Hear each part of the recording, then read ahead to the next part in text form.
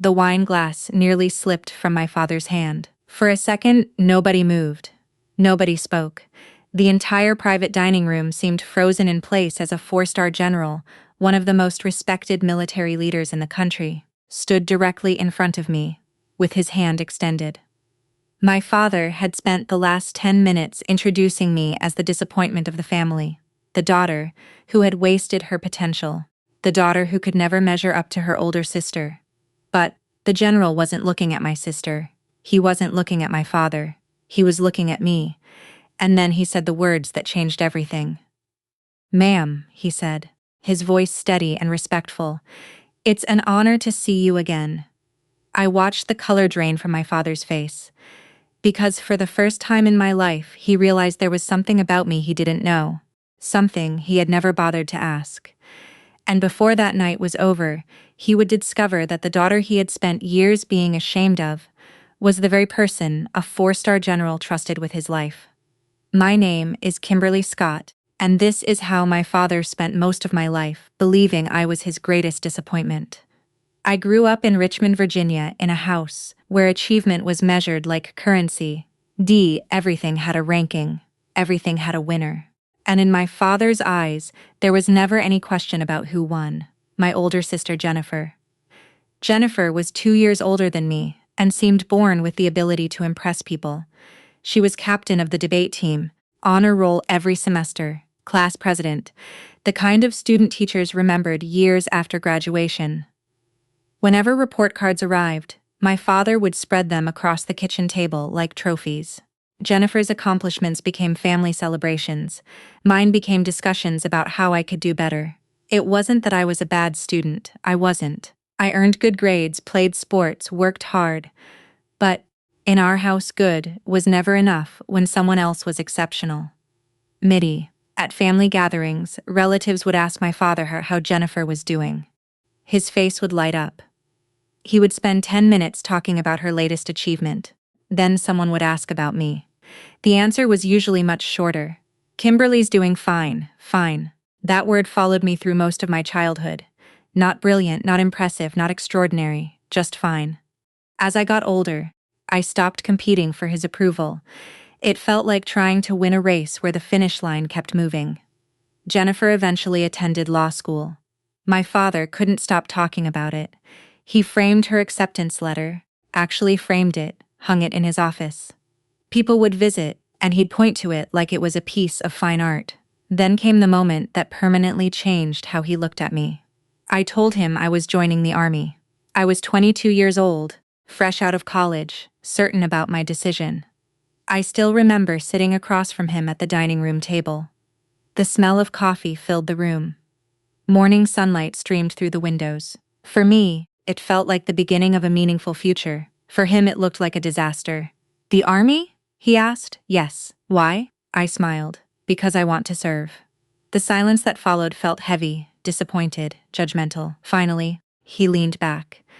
"Kimberly, smart people don't usually choose the military when they have other options." The words landed harder than I expected. "What does that mean?" "It means you could have done something more." "More?" That word stayed with me for years. More successful, more respected, more impressive.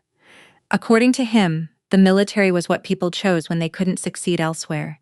No matter how many times I explained my reasons, he never understood. Or maybe he never wanted to. Over the next 12 years, our relationship became polite but distant. Phone calls on holidays, birthday messages, occasional visits. Nothing terrible, nothing close. When Jennifer made partner at her law firm, my father hosted a celebration dinner. When I earned my promotion to major, he sent a text. "Congratulations." That was it.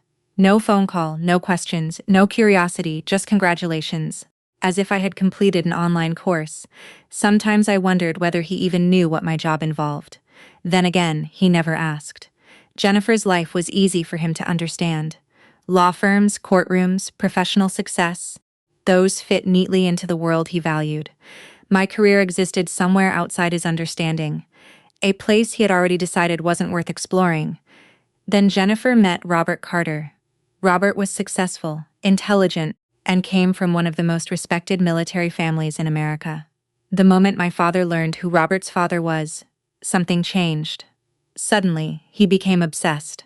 General Samuel Carter, 4 stars, decorated career, national reputation. To my father, that sounded like royalty. The engagement happened 8 months later.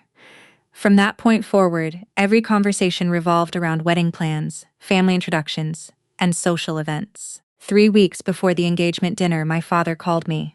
I was finishing paperwork at Fort Belvoir when my phone vibrated. I almost ignored it.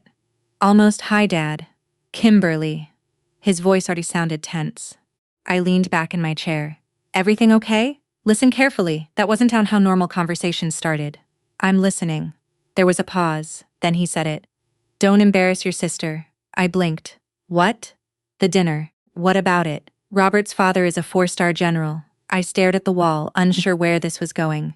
"Okay, so just be careful." "Careful doing what?" Another pause, then came the answer. "Don't make everything about your military stories." I laughed once. Not because it was funny, because it was absurd. "Dad, I never talk about my work." "I know, just keep it that way." I felt something tighten in my chest. The familiar ache of being underestimated, again, always. "You don't have to worry." "Good." Then he added the part that hurt most. "Jennifer deserves a night where all the attention stays on her." As if I spent my life trying to steal it. As if I had ever wanted the spotlight. As if 12 years of quiet service somehow made me attention-seeking. After we hung up, I sat alone in my office. The building was nearly empty. Outside evening sunlight stretched across the parking lot. I should have been angry. Instead, I felt tired. Tired of being judged by someone who knew almost nothing about me. Tired of being measured against a sister who wasn't even competing. Jennifer wasn't the problem. The problem was that my father had spent decades believing love and pride were resources that needed to be rationed. And somehow I had always received the smaller portion. The week before the dinner passed quickly.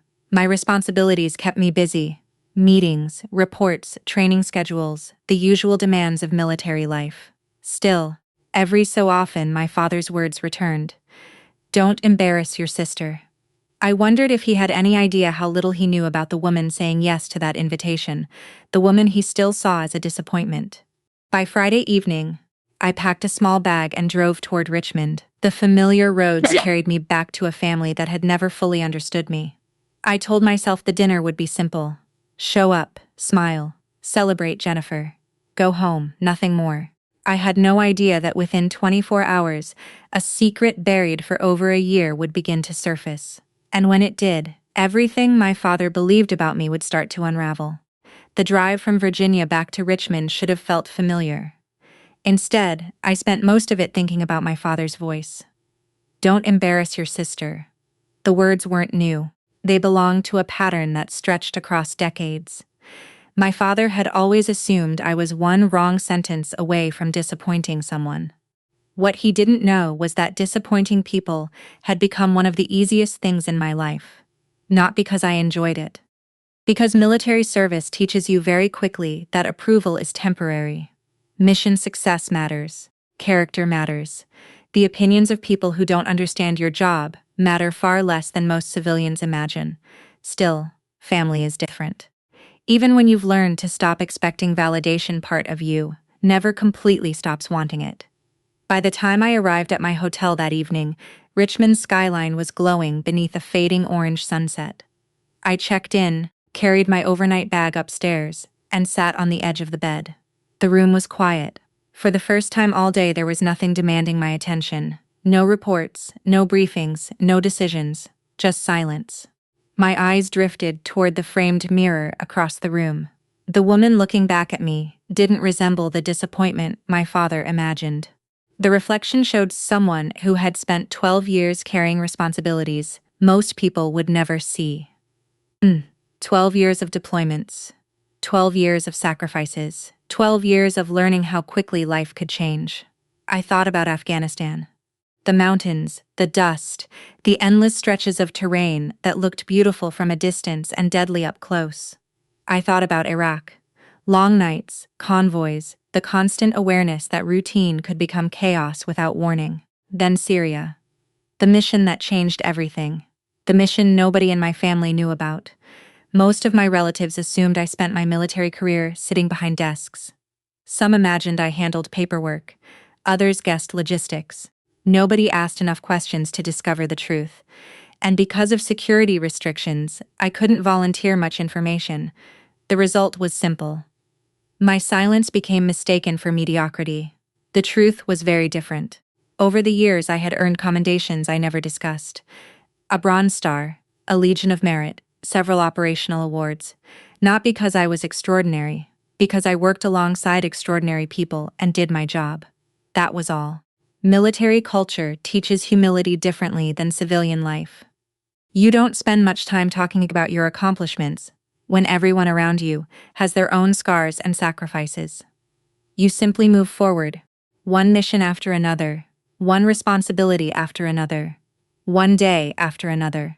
But there was one mission I remembered more clearly than the others. A mission from 14 months earlier. A mission that would unexpectedly connect me to the Carter family. I still remembered the heat. The air felt heavy enough to drink. Our team had been overseeing the movement of several high-value personnel through a volatile region. Most details remained classified, even now. What mattered was this. Everything had been proceeding according to plan. Then it wasn't. The first explosion struck near the front of the convoy. The sound ripped through the valley. Dust erupted. Vehicles swerved. Radio traffic exploded with overlapping voices. Training takes over during moments like that. You don't have time for fear. You react, assess, adapt, move. I began coordinating evacuation routes while incoming fire echoed across the landscape. The situation deteriorated quickly. One vehicle became separated from the main group. Several civilians were trapped. Among them was a senior government advisor traveling under limited visibility protocols. At the time, I didn't know his name, didn't know his position, didn't know why he was there. I only knew people needed help. Our team moved immediately. Minutes later, we reached the isolated vehicle. I still remember opening the armored door. Smoke drifted through the air. Everyone inside looked stunned. One man in particular stood out. Older, calm despite the circumstances, observant. Even in chaos, he seemed focused. We extracted everyone and moved them toward a safer position. The entire operation lasted less than an hour, but those 60 minutes felt much longer. By the end, everyone survived, which was all that mattered. Several days later, I learned the identity of one of the civilians, General Samuel Carter. At that point, he was still active in several strategic advisory roles. The revelation surprised me, not because of his rank, because during the evacuation he had behaved like everyone else. Professional, respectful, grateful, no ego, no special treatment, just another person trying to get home safely. A week later, he requested a brief meeting. Nothing formal, just a conversation. I expected it to last 5 minutes. It lasted nearly 40. We spoke about leadership, service responsibility, the burden of decision-making, topics military professionals often understand without lengthy explanations. Before leaving, he shook my hand. "I hope our paths cross again someday, Major Scott." I smiled. "Hopefully under less exciting circumstances, sir," he laughed. "That would be nice." Neither of us expected the next meeting to happen at my sister's engagement dinner. Back in the hotel room, my phone vibrated. An email notification appeared. At first, I ignored it. Then I noticed the sender, Samuel Carter. I opened it. The message was brief, professional, direct. "Major Scott, I understand we may both be attending the Carter-Scott engagement dinner tomorrow evening. I look forward to seeing you again. Respectfully, Samuel Carter." I stared at the screen for several seconds, then I smiled. Apparently, he remembered. Most people in positions of power meet thousands of individuals throughout their careers. The fact that he remembered our conversation spoke volumes about his character. I considered mentioning it to my father. The thought lasted perhaps 3 seconds. No, there was no point. If I told him now, it would sound like bragging. Besides, the evening wasn't supposed to be about me. It was Jennifer's celebration, nothing more. The next morning, I met Jennifer for coffee. We hadn't spent much time alone lately. Wedding planning had consumed most of her schedule. When she arrived, she looked exhausted. Beautiful, happy, but exhausted. I smiled. "You look like someone who's planning a wedding," she groaned. I look like someone being held hostage by floral arrangements. That made me laugh. For the next hour, we talked like sisters.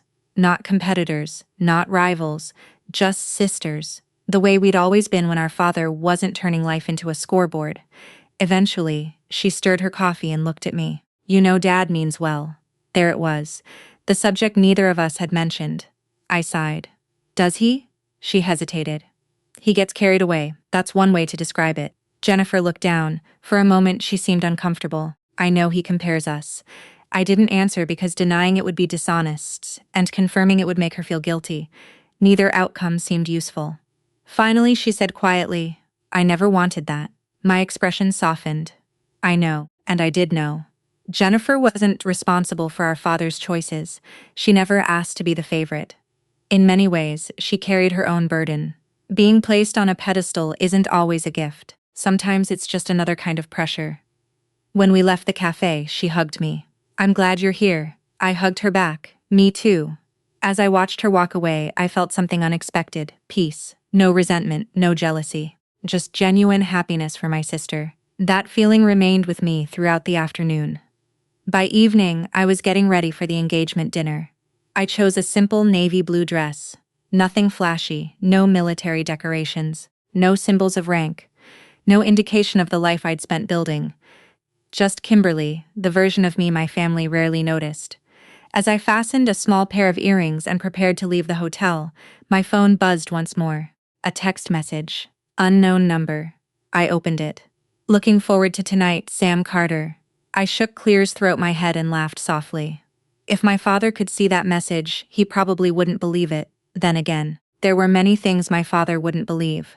At least not yet. Because in just a few hours, everyone would gather around the same dinner table. My father would proudly introduce his future in-laws. He would celebrate Jennifer. He would talk about success, reputation, and status.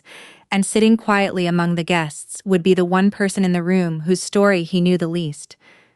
By 6:30 that evening, the private dining room at the Jefferson Club was already filling with guests. Soft piano music drifted through hidden speakers. Crystal chandeliers reflected warm golden light across polished wood walls. Waiters moved quietly between tables, carrying trays of wine and appetizers, while clusters of guests exchanged greetings and business cards. It was exactly the kind of event my father loved. Not because of the celebration itself, because of the audience. My father had always enjoyed being surrounded by successful people. The more impressive the room, the more energized he became. And tonight he was practically glowing. The future son-in-law was a successful attorney. The future in-laws belonged to one of the most respected military families in America. The guest list included judges, partners from law firms, physicians, executives, and retired military officers. To my father, it was the perfect stage. I arrived a few minutes early. Jennifer spotted me first. You made it. Wouldn't miss it. She smiled and pulled me into a hug. For a moment, she looked nervous. Please tell me nobody's fighting tonight. I laughed. I'll do my best. She pointed toward the bar. Dad's already on his third speech. That didn't surprise me. Across the room, I could see him moving from group to group.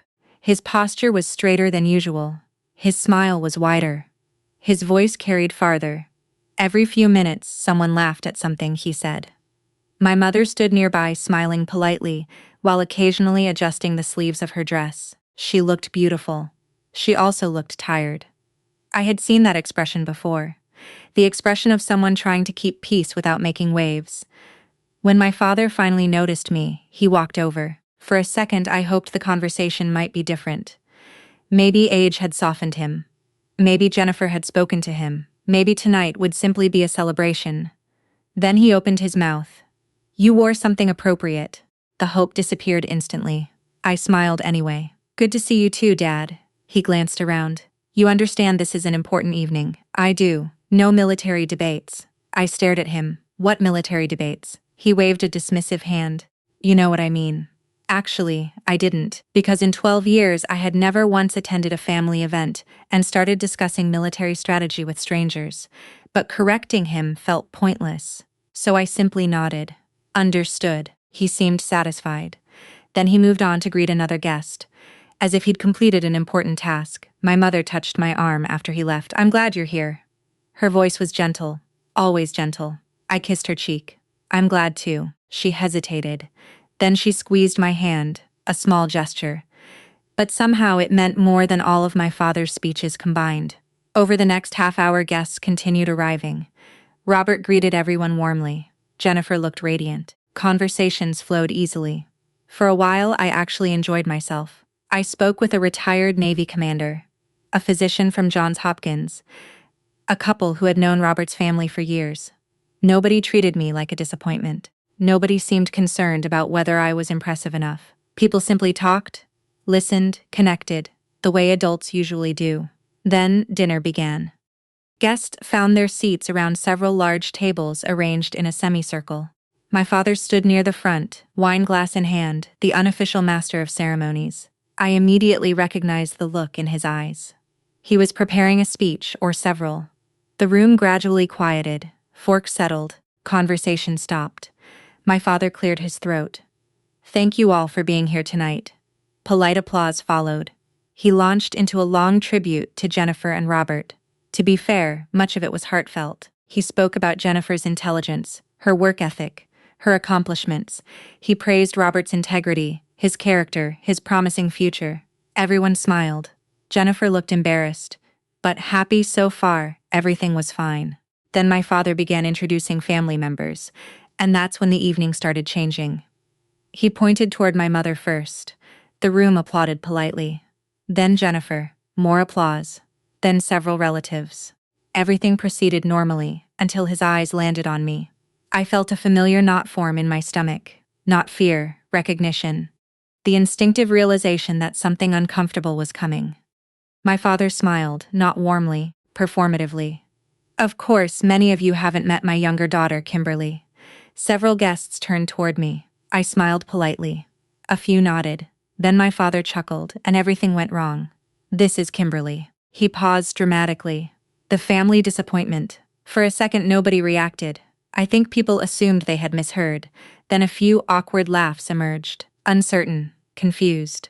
The kind of laughter people use when they aren't sure whether something is a joke. My smile froze. Across the room, Jennifer immediately lowered her eyes. My mother's shoulders visibly tensed, but my father continued, completely unaware of the damage he was doing. Jennifer got all the ambition, more nervous laughter. Kimberly always preferred taking the scenic route. The knot in my stomach tightened. Years ago, comments like that would have devastated me. Tonight, they simply felt exhausting. The room shifted uncomfortably. People glanced at one another. Nobody seemed eager to participate. Yet my father kept going. "You know how every family has one child who follows the plan and another who decides to reinvent the wheel." Several guests smiled politely. My father pointed toward Jennifer. "That's the successful one." Then toward me. "And that's Kimberly." The humiliation wasn't in the words themselves. It was in the familiarity. The realization that even at 34 years old, I was still being introduced like a cautionary tale. Still being compared. Still being measured. Still being found lacking. I reached for my water glass. Not because I was upset, because keeping my hands occupied helped maintain composure. Across the table, one guest gave me a sympathetic look. Another seemed genuinely uncomfortable. A retired Marine colonel frowned openly. My father never noticed. He was too busy performing.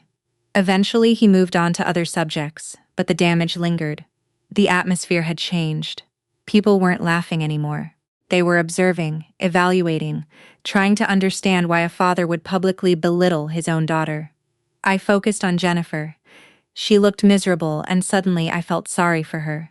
This wasn't the evening she wanted. This wasn't the memory she deserved. I decided then that no matter what happened next, I wouldn't create a scene. I wouldn't argue. I wouldn't defend myself. I wouldn't take attention away from her celebration. Dinner continued. Salads arrived. Wine was poured. Conversations gradually resumed. The tension began to fade.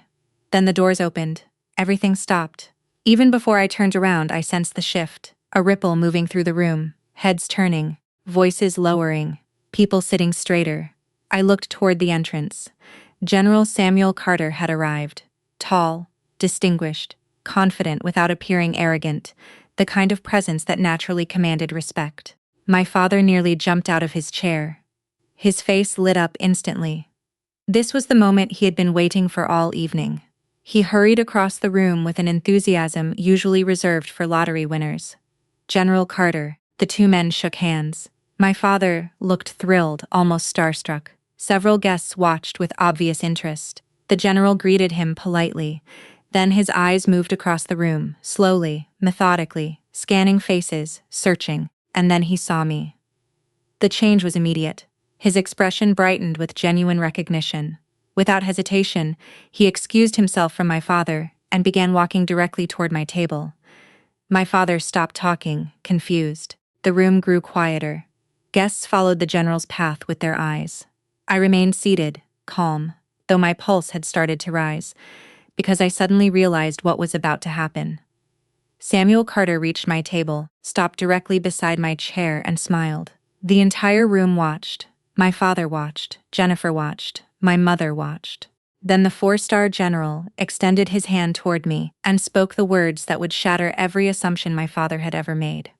"Major Scott," he said warmly, "it's good to see you again."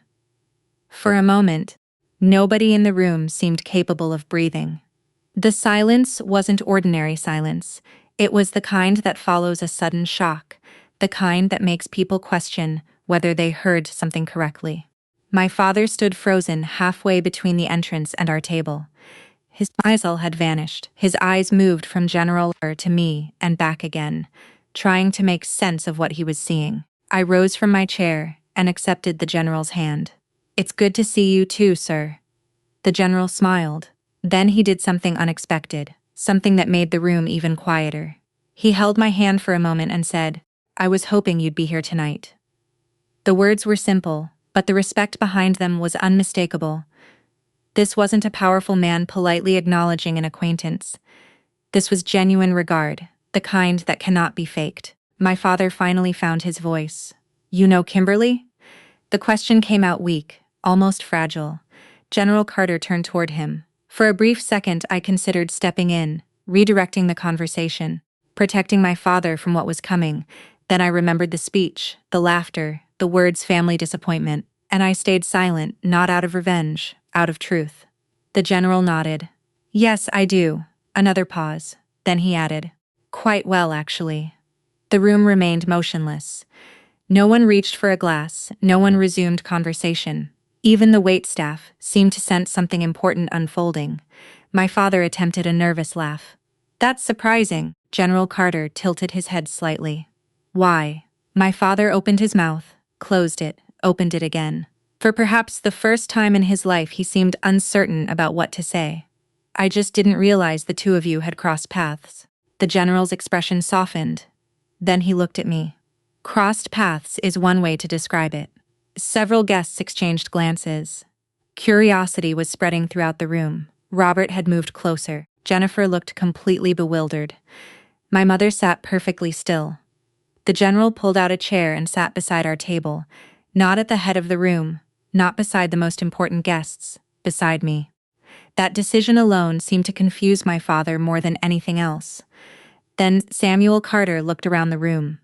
"I suspect Major Scott hasn't shared much about her career." A few people smiled politely. My father answered before anyone else could.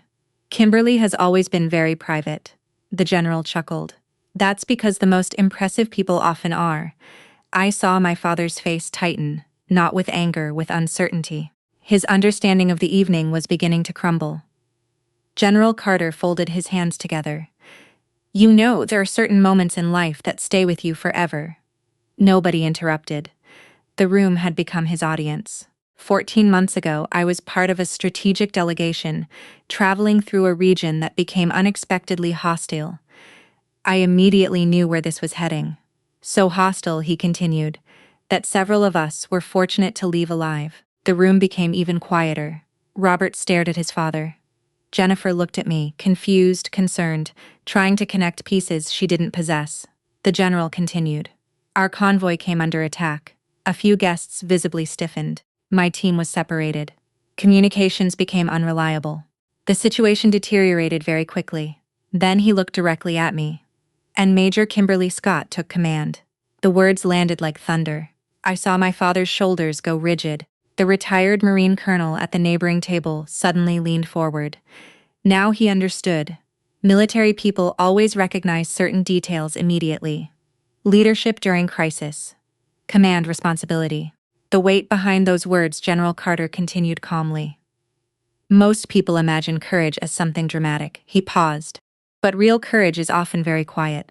His eyes remained on me. Real courage is making decisions when lives depend on those decisions. No one moved. No one spoke. My father looked as though he had forgotten how. During that operation, the general said, Major Scott coordinated the evacuation of multiple personnel under active threat. He smiled slightly, and she did so with remarkable composure. The retired colonel nodded, almost involuntarily. A professional recognizing another professional. General Carter leaned back. To be perfectly honest, I wasn't concerned about myself that day. A few people looked surprised. I was concerned about the younger personnel traveling with us. His voice softened. The major made certain every one of them returned home. The room remained completely still. Then came the sentence that changed everything. If she hadn't been there, I might not be sitting in this room tonight. My father's wineglass slipped. Not completely, but enough. The stem struck the table. Several drops splashed onto the white linen cloth. Nobody paid attention. Every eye remained fixed on General Carter, and on me. My father stared as though he were looking at a stranger. Not because he doubted the general, because he suddenly realized how little he knew about his own daughter. The general continued speaking, but now his voice carried something personal: respect, gratitude, memory. In my career, I've worked with exceptional leaders. He paused. Generals, admirals, diplomats, commanders. Then he smiled at me, and Major Scott belongs in that company. The words struck harder than any medal ever had, not because of the praise, because of who was hearing it. My family. The people who had never asked. The people who had assumed silence meant insignificance. Jennifer's eyes glistened slightly.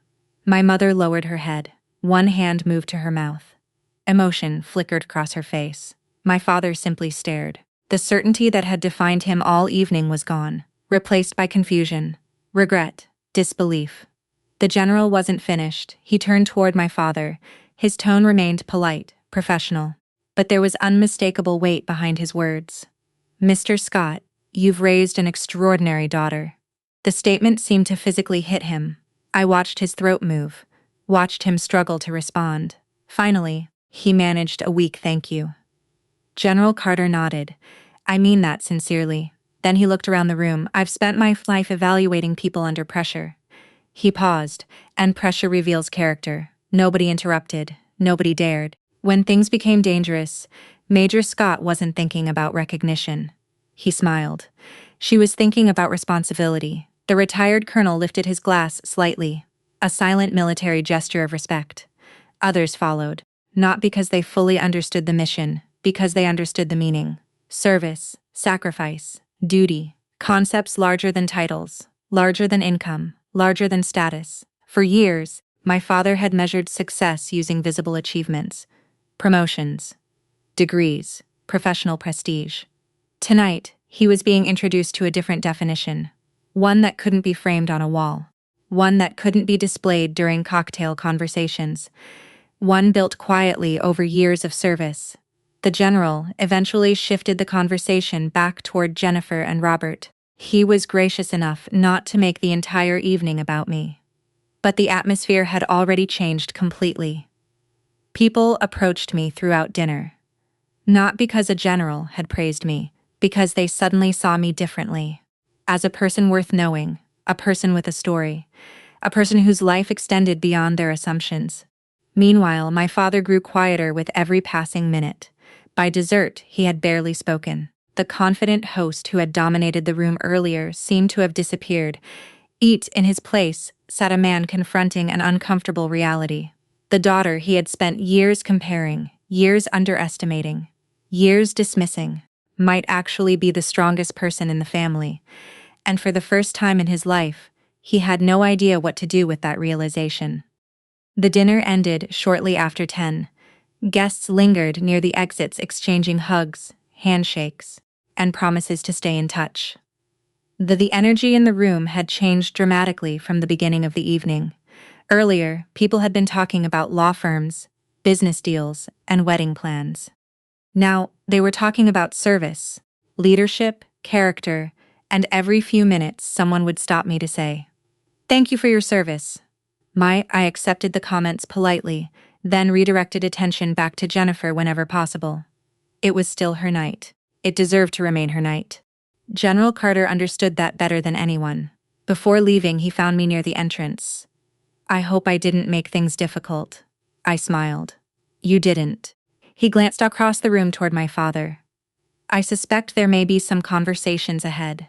I followed his gaze. My father stood alone near a window, not speaking, not smiling, just staring into the darkness outside. For the first time all evening, he looked old, not physically, emotionally, like someone carrying a weight he didn't know how to set down. New General Carter extended his hand. "It was good seeing you again, Major." "You too, sir." He shook his head. "Kimberly." I laughed. "Kimberly, then." His smile widened, then he left. A few minutes later, Jennifer approached. She wrapped her arms around me before saying a single word. I hugged her back. Neither of us spoke immediately. Sometimes silence communicates more honestly than language. When she finally stepped away, her eyes were damp. "You never told me." There wasn't much to tell. She stared at me. "Kimberly, Dad practically framed my law degree." I laughed softly. "That's true. And meanwhile, you're out saving generals." The absurdity of the comparison made us both smile. Then her expression became serious. "I'm sorry." I shook my head. "You don't owe me an apology." "I know." She paused. "But I still wish things had been different." So did I. For both of us. Because favoritism hurts everyone involved. The overlooked child carries the rejection. The favored child carries the expectations. Neither experience is wonderful as people imagine. Jennifer squeezed my hand. "I've always been proud of you." The words hit harder than I expected. Not because I doubted her, because I suddenly realized how rarely I'd heard them. "Proud of you." 3 simple words. Yet they carried years of meaning. "Thank you," I said quietly. She smiled. Then, Robert appeared beside her. "I think my father likes you more than he likes me." That earned a genuine laugh. The first completely carefree laugh I'd had all night. Eventually they left. My mother left shortly afterward, which meant only 2 people remained in the nearly empty dining room. My father and me. For several minutes neither of us moved. The staff began clearing tables. Chairs scraped softly across the floor. Outside rain had started falling against the windows. Finally my father walked toward me. Slowly, without his usual confidence, without his usual certainty. He stopped a few feet away. For a man who always seemed to have an opinion, he suddenly looked lost. "I don't know where to begin." I waited. Years ago I would have rushed to make him comfortable, not anymore. Some truths deserve space. He looked down at his hands, then back at me. "I didn't know." "No?" His voice cracked slightly. "I really didn't know." The sadness in that statement surprised me because it wasn't an excuse. It was regret. A realization. The painful understanding that he had spent years not asking. Years assuming. Years deciding who I was without ever learning who I had become. "You never asked," I said softly. The words weren't angry. That made them harder. His eyes closed briefly. "I know." Rain tapped against the windows. The room felt smaller now. Quieter, more honest. My father pulled out a chair and sat down. For the first time in my memory he looked vulnerable, not like a parent, just a man confronting his mistakes. "When you joined the army," he began, "I thought you were throwing your future away." I listened. I had this picture in my head of what success looked like. A bitter smile crossed his face. And I couldn't see anything beyond it. The honesty surprised me. Most people defend themselves when confronted with failure. My father wasn't defending anything, he was admitting it. "I kept waiting for you to prove me right." His voice lowered. "Every year." Another pause. "And every year I paid less attention." The words hurt, not because they were new, because they confirmed what I'd always suspected. He looked at me carefully. "As terrible as this sounds, I stopped being curious about your life. I appreciated the truth, even when it was painful, especially when it was painful, because truth offers something excuses never can, a chance to move forward."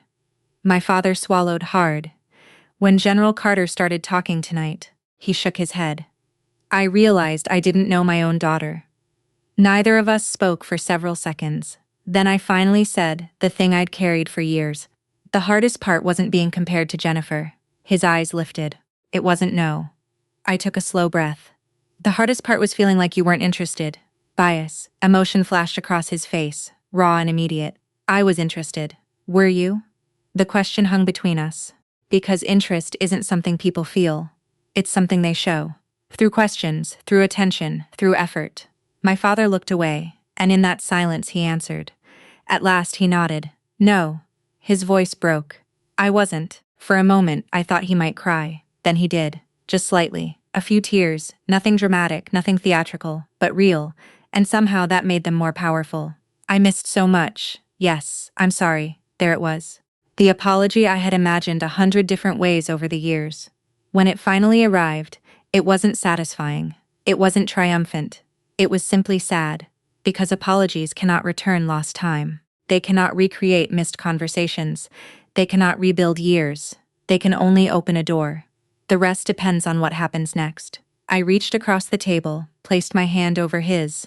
The same hand that had nearly dropped a wine glass earlier that evening. The same hand that had spent years pointing toward my failures, now trembling slightly beneath mine. We can't change the past. He nodded. But we can change tomorrow.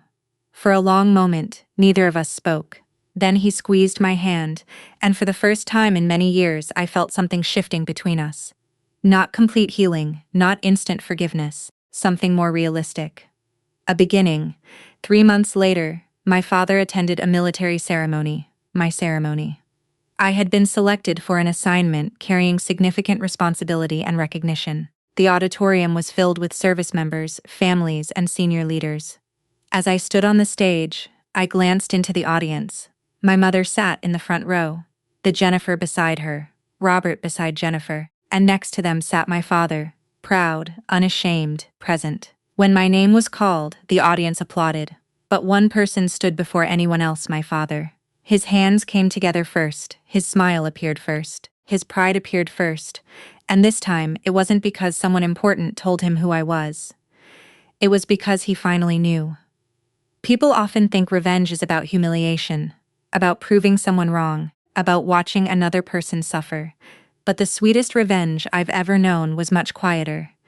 It was living my life with integrity, serving without recognition, growing without permission, and becoming the person I was meant to be, regardless of who believed in me.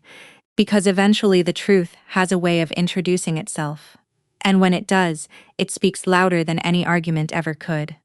If this story touched you, I'd love to hear your thoughts. Have you ever felt overlooked by someone whose approval mattered to you? Leave a comment below and tell me where you're watching from. Your stories matter too. And if you enjoy heartfelt stories about family resilience and second chances, be sure to subscribe so you don't miss the next one. There are many more journeys ahead, and I'd be honored to share them with you. My husband sold me across a dinner table, and he did it in a language he thought I'd never understand. 17 years of marriage, and Owen still didn't know the woman sitting across from him had spent 4 years in Madrid, 2 more in Mexico City, close enough to boardrooms, full of men who spoke exactly like this, men who believed a woman's silence meant she understood nothing at all. He raised his glass to a stranger and said the words that ended us right there, under the chandelier of a restaurant he'd chosen, because he thought it would impress everyone but me. He never once considered that I might be listening. Owen had been planning this dinner for weeks. The rooftop restaurant at the Belmont Hotel in Chicago, white tablecloths, a wine list he'd memorized just to look effortless. He told me it was the most important night of his career. Rafael Serrano, a private investor with more money than patience, was deciding whether to put $18 million behind a medical distribution project Owen had been chasing for almost 2 years. Northbridge Medical Systems needed this deal. Owen needed it more. 3 days before he'd bought me a dress. Deep navy, the kind of expensive that makes you hold your breath when you check the tag. I thought for one foolish second that it was a gesture of love. Then he handed it to me and said, "Don't talk too much tonight. Raphael likes elegant women, not women who feel the need to prove how smart they are." I let that sentence sit in the room without responding to it. I'd learned over 17 years that some comments were better absorbed than fought. We married young. I was 25, full of momentum, working compliance risk assessments for American companies expanding into Mexico, Colombia, Spain. I was good at it. I could read a balance sheet the way other people read faces, and I could catch a lie buried 3 clauses deep in a contract, written in a language my husband couldn't even order dinner in. Then my mother had a stroke, and Sophie was still in diapers, and Owen said the words every ambitious man says to the woman holding his life together. "We're a team. You take care of things for a few years, and when my career stabilizes, you go back to work." A few years became nearly a decade. He never asked what those years in Madrid had actually taught me. He never wondered not once how fluent I really was, because he never thought to wonder about me at all. The dinner started politely enough. Raphael was courteous but guarded, a man who watched more than he spoke. He didn't look at me the way Owen probably expected him to. If anything, he seemed uncomfortable every time Owen refilled my wine glass, a little too eagerly, a little too fast. Owen talked big. Projections, timelines, numbers that didn't quite match what I'd glimpsed on his desk at home months ago. Numbers that had grown suspiciously kinder to his case since then. Raphael asked about patent ownership, about hospital certifications. Owen's answer wandered vague and rehearsed, and then the moment his English started failing him, he slipped into Spanish. He thought it made him safe. He leaned toward Raphael, voice low, casual, like men trading a joke between themselves. "Don't worry about her," he said. "Tonight, she's yours. Sign the agreement in the morning." Raphael did not smile. He set his glass down and told Owen flatly that he had never asked for anything like that. Owen pressed on anyway, oblivious to the way the air had changed. "I know what men like us have to do to close a deal like this. She'll listen. She always listens." I didn't flinch. I didn't drop my fork or gasp, or give him the reaction he was used to getting from me when he pushed too far. I set my wine down, slowly smiled the way I'd smiled at 100 dinners just like this one, and said in English, "Excuse me, I need to use the ladies' room for a moment."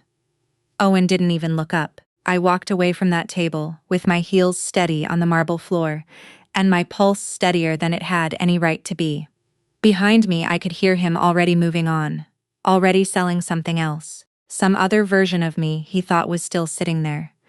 In the bathroom, I locked myself into a private stall, pulled out my phone, and called a number I hadn't dialed in 6 years. Owen thought I was in there crying. I was calling the one person who could end his deal before it ever began. The woman I called was Isabel Serrano, Raphael's older sister, and the person who actually controlled the family's investment fund. Years earlier, I'd worked a compliance review on a Serrano capital deal in Mexico City, back when I still had a career and a name people trusted. I'd found a chain of shell companies buried in the paperwork, the kind of thing that would have cost the family millions if it had gone unnoticed. Isabel remembered that. She remembered me. We hadn't spoken in 6 years, but I'd kept her number the way you keep an old key you're not sure you'll ever need again. I didn't waste time with pleasantries. "I'm having dinner with your brother," I said, my voice low, and even despite the stall door pressing cold against my back. My husband just offered me to him in exchange for a signature on an investment contract. Silence stretched for a few seconds. Then carefully, "Did my brother agree to this?" "No," Raphael refused. But my husband said something else. He said the hospital certifications were just a formality, that they'd be sorted out after the money transferred. That got her attention faster than the first part had.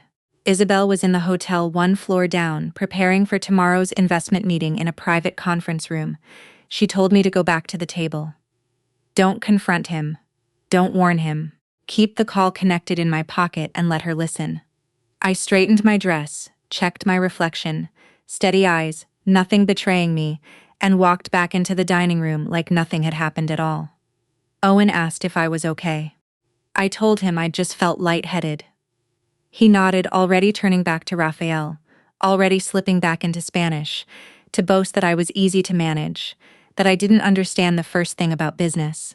I let the words wash over me, and reached for my water glass, tipping it just enough to spill a little onto the tablecloth, An excuse to bend down to reach into my bag, to tap the recording app Maya had installed on my phone months ago, back when I still thought I'd never need it. Raphael's patience was thinning visibly now.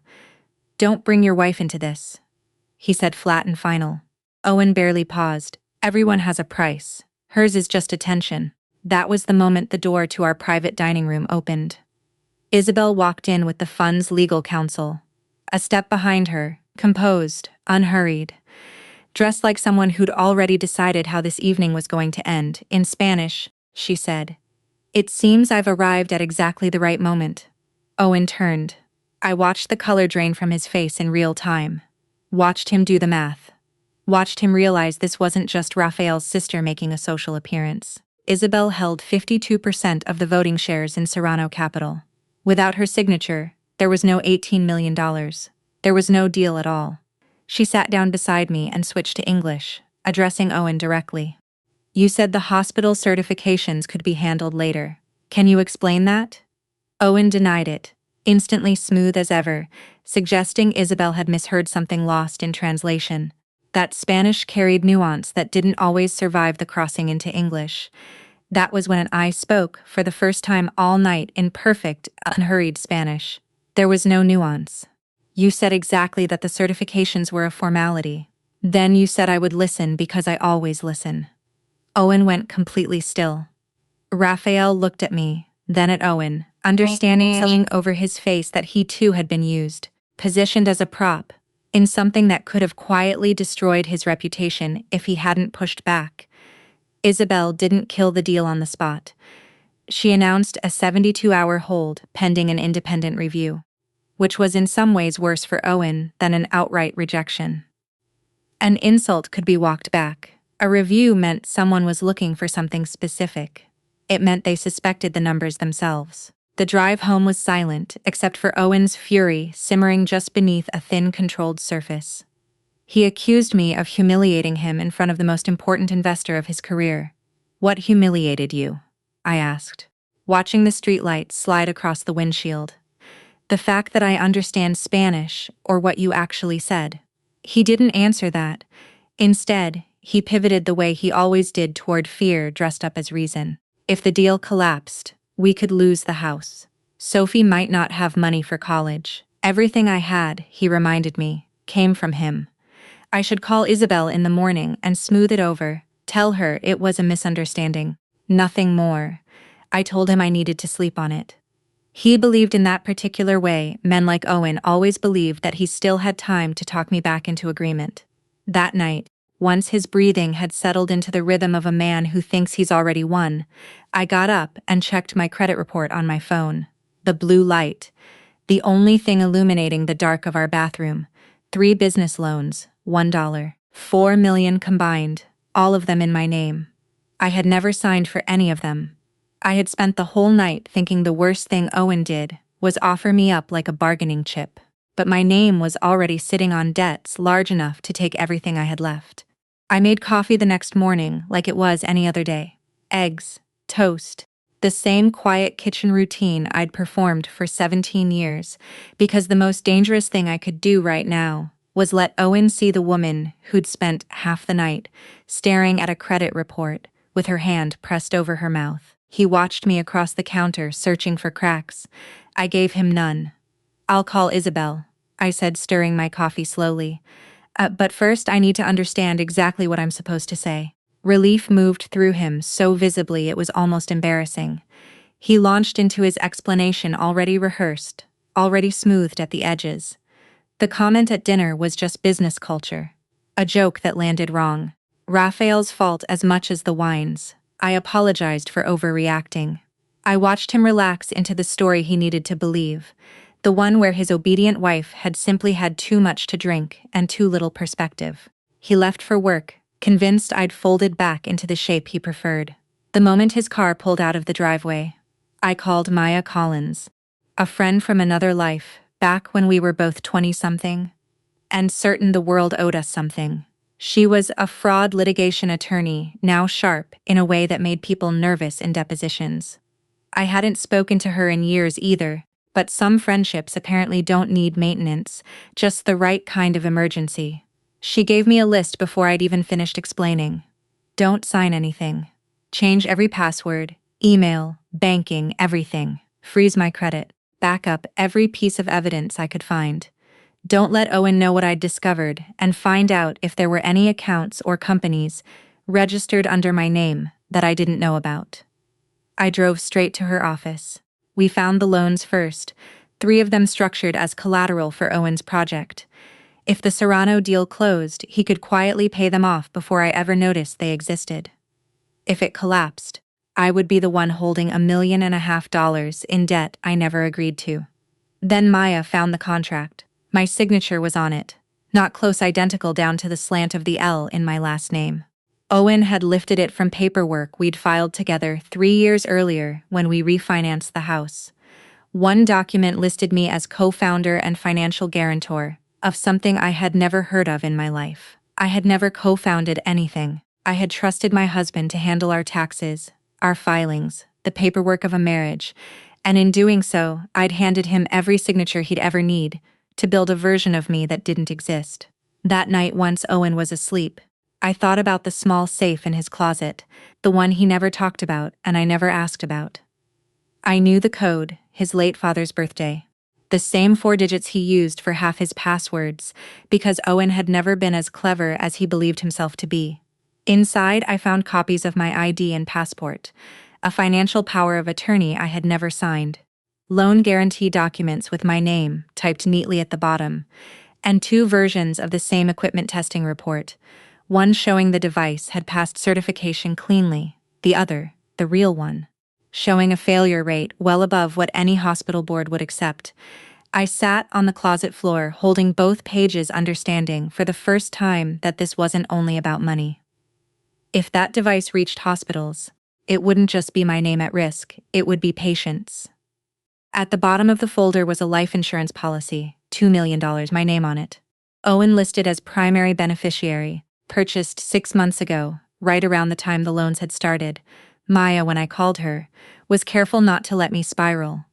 A policy alone proved nothing. Plenty of husbands insure their wives out of nothing more sinister than habit. But combined with the forged documents and the debt, it painted a picture of a man constructing a system where I absorbed all the risk, and he collected all the reward. I lay awake replaying small moments that suddenly wore a different meaning. Owen insisting I see a doctor his insurance company had specifically recommended. The offhand questions about blood pressure medication asked twice, 3 times more than curiosity required. The remote cabin trip he'd proposed for after the deal closes. The joke, the one he'd made once at a dinner party, laughing that if I died, he'd at least stop worrying about Sophie's tuition. I didn't know, not with certainty, whether Owen intended real harm or simply saw the policy as another form of collateral. But I knew I couldn't keep sleeping beside him without protecting myself either way. Maya laid out a plan with 3 parts. Shield me from financial liability.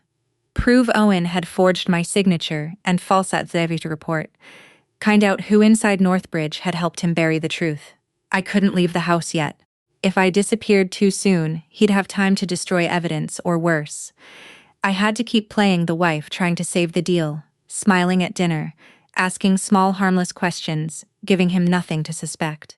I was gathering my things to leave Maya's office when my phone lit up with a message from Owen. Someone from the company is coming by this house tonight. I need you to sign a confirmation. Don't make this harder than it needs to be. I handed the phone to Maya without a word. She read it twice, then looked up at me calm and certain. Don't refuse. Let him bring the paperwork. We need to see exactly what he's trying to make you sign. Owen came home that evening with a man I'd never met, Caleb Moore, some junior legal manager with a nervous habit of clicking his pen. Between them, they slid a confirmation letter across our dining table, like it was nothing more than a formality. It stated that I had known about and consented to guaranteeing the loans, that I'd played an advisory role in the project, that my previous signatures were all valid, that any confusion at the Belmont dinner had simply been the wine talking, nothing more. I let my brow furrow the way a confused, overwhelmed wife's brow might furrow. I asked why this needed to happen tonight of all nights. Because Isabel is turning one sentence into an investigation. Owen said, his patience thinning at the edges. Sign it, and everything goes back to normal. I told him I needed my reading glasses and carried the papers into the other room where I photographed every page and sent them straight to Maya before folding the documents back exactly as they'd been. When I returned, I said I wanted my old friend, the lawyer, to review it first. I didn't sign. Owen's jaw tightened, but with Caleb sitting right there, he couldn't push the way he wanted to. He'd have to wait. Buried in the paperwork was a name I recognized, Nina Patel, the project's former financial director. She'd approved the first budget draft, but somewhere along the way, her name had vanished from every recent report. I remembered Owen once mentioning almost dismissively that Nina couldn't handle the pressure and had quit without notice. Maya hired a licensed investigator to track her down. Nina refused to talk at first. She'd signed an NDA, taken a severance payout, built a wall around whatever she knew. I sent her one line myself. Owen used my name to guarantee numbers you refused to sign off on. She agreed to meet within the hour. What she told us reframed everything. The device had failed an independent inspection. Owen had asked her to adjust the failure rate. When she refused, he threatened to expose a minor accounting error from her own file. Nothing criminal, but enough to end a career if he wanted it to. Caleb had been drafting an NDA to keep her quiet permanently, and Owen had told her more than once that Serrano's investment would wash away every problem once it landed. Some of that money, she said, had already moved through a consulting firm called Foster Advisory Group. I had never heard of it. A quick search told me everything I needed to know. It was registered under my name. The address on file was a P.O. box Owen had rented months ago. He wasn't just forging my signature, he was using my identity as a wall between himself and money that shouldn't exist. Before she left the company, Nina had quietly copied everything. Emails where Owen demanded the report be altered. The original spreadsheet with the real numbers. Meeting notes where Owen said plainly, "Once the money's in the account, nobody cares about the first version." Why are records showing transfers to the company registered under my name? She was afraid of lawsuits, of losing her license, of becoming the story instead of the witness. I didn't pressure her. "I don't need you to save me," I told her. "I just need you to stop letting his silence protect him from doing this to someone else." She agreed to hand everything over to Maya on the condition that she'd be legally protected. When I got home, Owen was waiting, asking where I'd been. I told him I'd visited an old friend. He checked my phone's location history, but I'd left my old device at a coffee shop near the house hours earlier deliberately, the way you leave a decoy behind. He had no proof of anything, only a growing unease he couldn't quite name, and it made him watch me more closely than he ever had before. That night, he asked almost too casually, "You're still on my side, right?" I looked at him steady and said, "I'm trying to protect this family." He heard exactly what he wanted to hear. I meant something entirely different. Nina sent one more file before I went to bed, an old recording she'd kept from a meeting months back. Owen's voice, unmistakable, talking to Caleb. "If Claire finds out, just tell her she already signed it. After 17 years, nobody's going to believe a housewife over a VP." I listened to it twice, sitting alone at the kitchen table in the dark.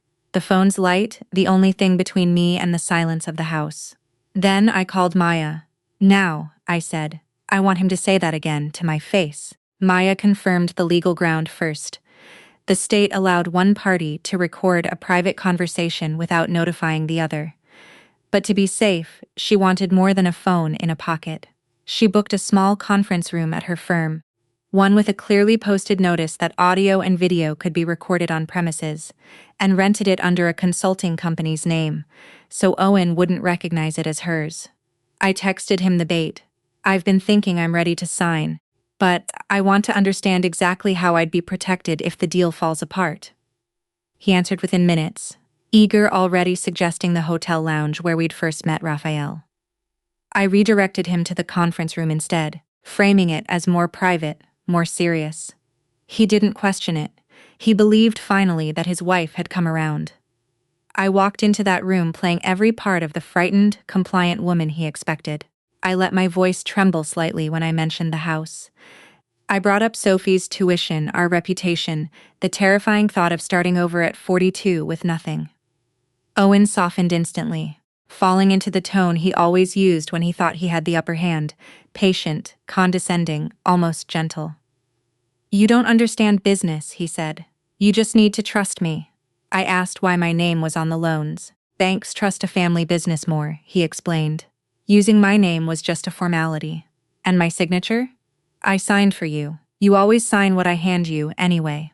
I let that sit in the air a moment before pressing further. "So, if something goes wrong, I'm the one responsible?" He smiled, actually smiled, and said, "Only if the deal fails, and it won't fail as long as you do your part."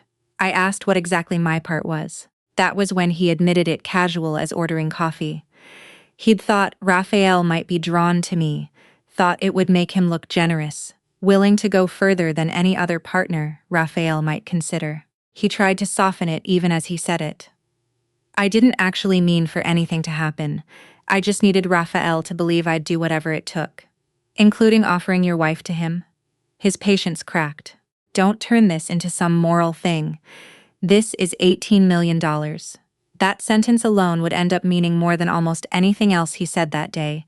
The plainest confession of what I'd always suspected, but never had proof of that. To Owen, I had always been worth less than the number on a contract. I kept going, telling him Isabel wouldn't reinstate the deal without a clean certification report. He didn't even hesitate. That report only needs to exist long enough for the money to transfer. After that, we switch component suppliers and fix everything quietly. And the hospitals that already ordered the device, nobody's in danger. It's just how the numbers get presented." I let him keep talking. He admitted Nina had been pushed out for not knowing how to be flexible. Every sentence out of his mouth was another nail. And he didn't even notice he was building his own coffin. At the end, I slid the unsigned confirmation letter across the table and asked if he'd be willing to write in his own hand that I had previously given him permission to sign documents on my behalf. He laughed at the suggestion, said he wasn't stupid enough to put something like that in writing. "That's fine," I said. "You just said enough." Something in my tone finally reached him. He looked around the room properly for the first time, noticed the small recording notice posted near the door, and I watched the blood drain from his face exactly the way it had at that first dinner. Only this time, there was no Raphael to soften the blow. He stood, demanded my phone. I didn't move. Maya walked in with a security officer a step behind her. She informed Owen calmly that he wasn't permitted to approach me or my documents, and that the bank had already been notified of suspected forgery. He pivoted to threats, told me I was about to destroy Sophie's future. "No," I said. "You already put her future on falsified debt. I'm just stopping you from finishing the job." He walked toward the door, and just before leaving turned back. "Nobody at that company is going to believe you." Maya looked at me once he was gone. "He still thinks this is just his word against yours. Then let's give him a room full of people who are done staying quiet." The next morning, Isabel called. The $18 million signing ceremony was still scheduled, but it wouldn't be a signing anymore. It would be a board hearing, and Owen had no idea it was coming. Owen believed he'd won. The meeting notice landed in his inbox, and he read it exactly the way I knew he would, as proof that Isabel had backed down, that Claire had gotten scared, that the world was once again bending toward him. He put on his best suit that morning, rehearsed a speech in the bathroom mirror, and texted me before he left. "After today, I'll decide if this marriage is even worth saving." I didn't answer. The ceremony was held at Northbridge's headquarters in a board room, with a view expensive enough to distract from anything uncomfortable happening beneath it. Richard Hale, chairman of the board, sat at the head of the table. Raphael and Isabel Serrano arrived together along with board members, legal counsel, and a representative from the bank. Owen came in with Caleb trailing behind him, like a shadow that hadn't yet realized it was about to be cut loose. Maya and I waited in an adjoining room with Nina. We weren't announced yet. Owen opened the meeting the way he opened everything: growth projections, vision statements, talk of trust and responsibility to patients, calling the project the future of ethical healthcare, with a straight face that almost impressed me even now. When he finished, Richard asked legal to confirm the paperwork was in order.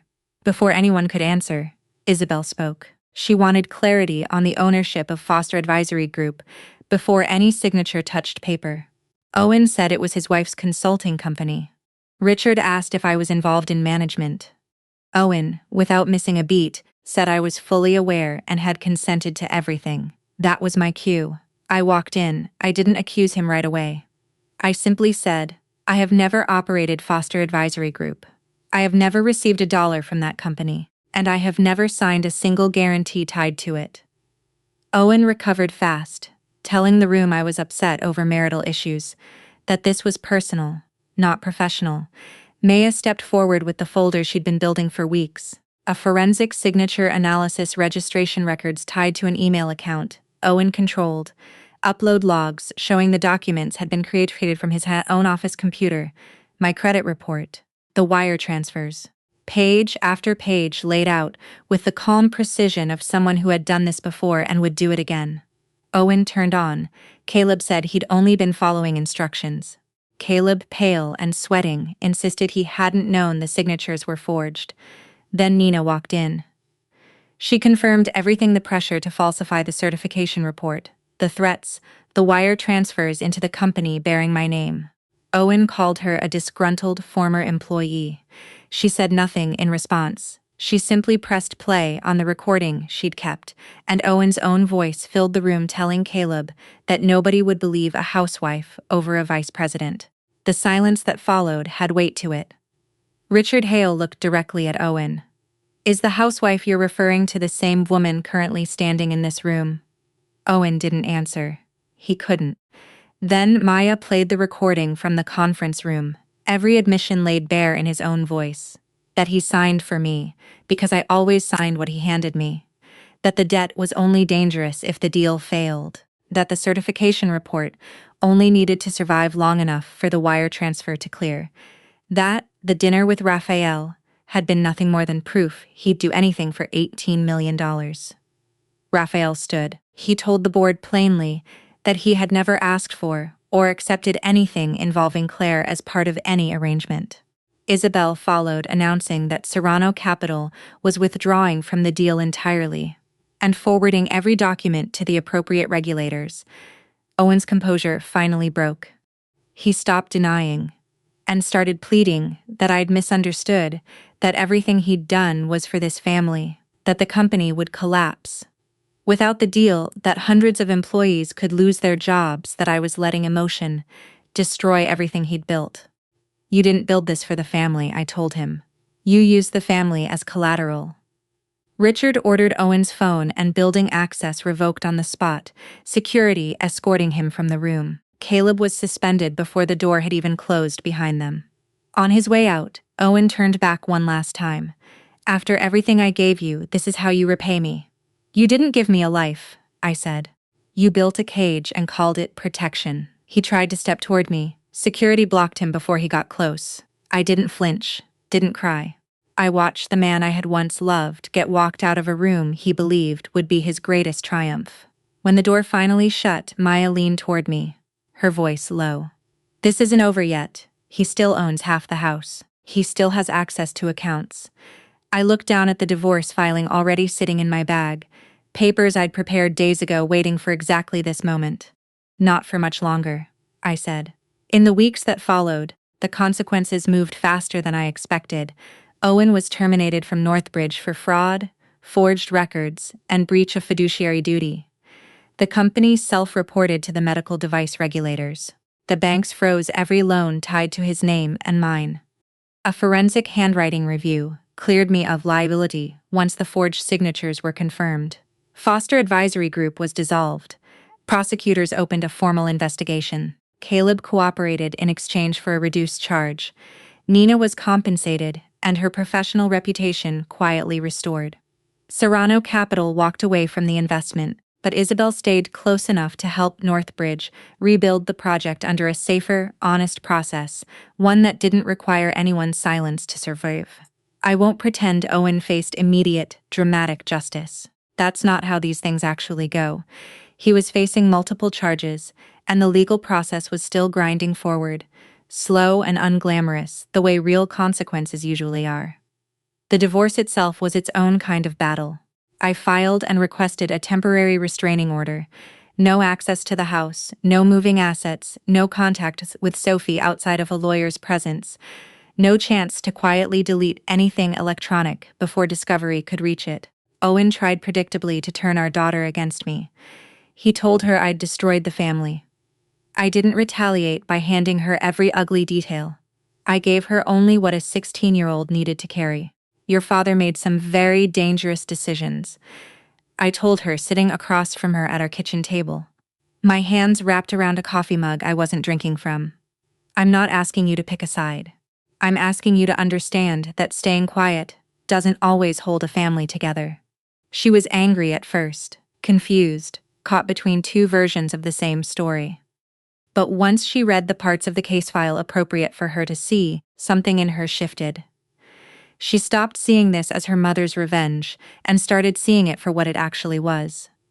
I sold the house once the settlement cleared. It had never really felt like mine anyway. Every room decorated to impress people. Owen wanted something from. I moved into a smaller townhouse near Sophie's school, modest, quiet, entirely my own. There was no fairy tale windfall waiting for me on the other side of that courtroom. I had to rebuild my credit from the ground up. Refile years of tax paperwork that had been handled and mishandled without my knowledge. Learn how to manage accounts that weren't shared with anyone. Step back into a job market I'd been absent from for almost a decade, and somewhere underneath all of it, sit with the quiet shame of realizing how many warning signs I'd let pass, because believing him had always been easier than questioning him. Isabel, true to her word, connected me with a healthcare compliance firm looking for someone with exactly my background. I didn't get the job out of pity. I sat through interviews, took a technical assessment, competed against candidates half my age with resumes that hadn't gone quiet for 10 years. I earned the position the same way I'd earned everything before Owen convinced me to set it aside. I started part-time. Within months, I was leading the risk investigation team. A few months after the hearing, Owen requested a meeting through our attorneys to finalize the plea and asset division. He looked smaller across that table. Then I remembered the confidence gone something hollow in its place. I just need you to trust me one more time, he said. I trusted you for 17 years, I told him. Trust was never what you were missing. He asked quietly if I'd ever actually loved him. I loved the man I thought you were, I said.